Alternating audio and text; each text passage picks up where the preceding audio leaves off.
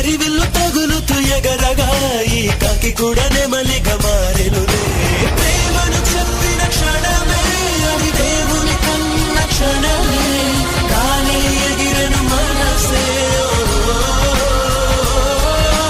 ప్రేమను చెప్పిన క్షణమే అది దేవుని కన్న క్షణమే, కానీ ఎగిరను మనసే.